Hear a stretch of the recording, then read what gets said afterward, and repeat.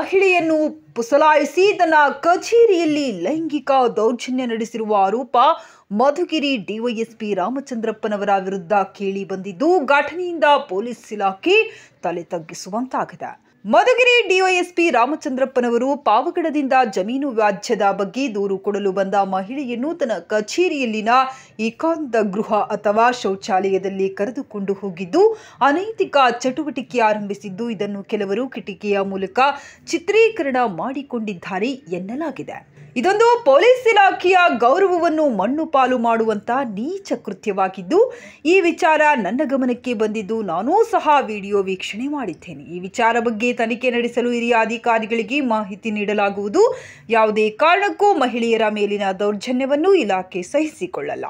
ಮಹಿಳೆಯನ್ನು ಪತ್ತೆ ಹಚ್ಚಲಾಗುತ್ತಿದ್ದು, ಅವರು ದೂರು ನೀಡಿದಲ್ಲಿ ಡಿವೈಎಸ್ಪಿ ವಿರುದ್ಧ ಕಾನೂನು ರೀತಿ ಕ್ರಮ ಕೈಗೊಳ್ಳಲಾಗುವುದೆಂದು ತುಮಕೂರು ಎಸ್ಪಿ ಅಶೋಕ್ ಪ್ರತಿಕ್ರಿಯೆ ನೀಡಿದ್ದಾರೆ.